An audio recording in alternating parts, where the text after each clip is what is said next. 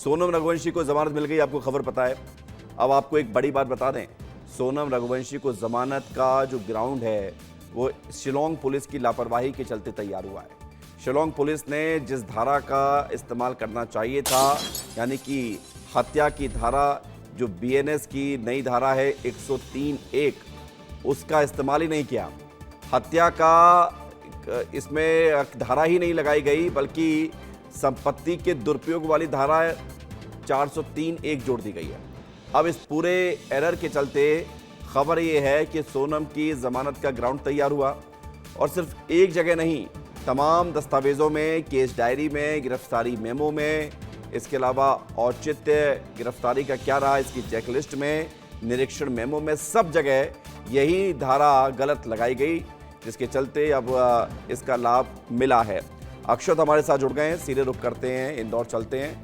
अक्षत, जिस केस की चर्चा पूरे देश में इतने दिनों तक हुई कि लोग सोनम नाम से डरने लगे थे, सोनम नाम सुनते ही लोगों को सोनम रघुवंशी की याद आ जाती थी।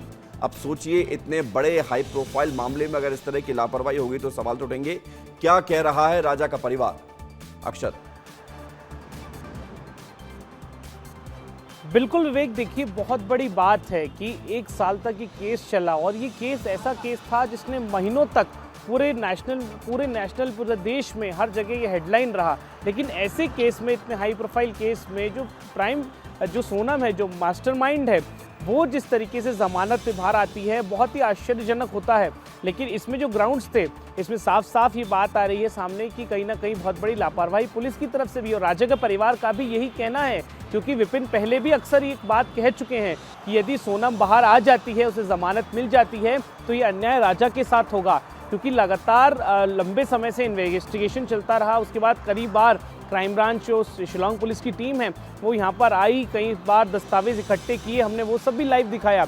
सबको उस समय यही लग रहा था कि सोनम रघुवंशी का अब इस यहाँ से बचना मुश्किल होगा। लेकिन इस केस में एक 360 डिग्री टर्न हो गया। सोनम रघुवंशी को जमानत मिल जाती है। राजा का परिवार इस फैसले से बहुत ही ज़्यादा दुखी है।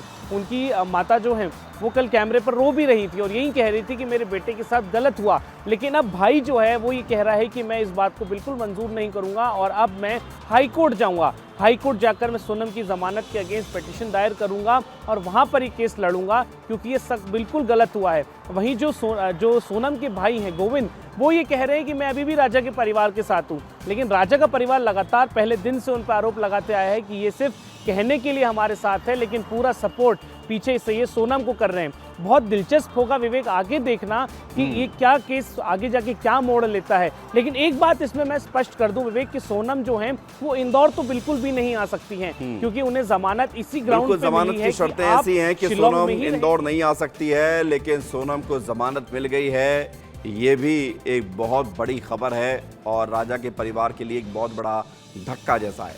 फिलहाल बहुत शुक्रिया, धन्यवाद आपका हमारे साथ जुड़ने के लिए अक्षत, और जानकारी के लिए।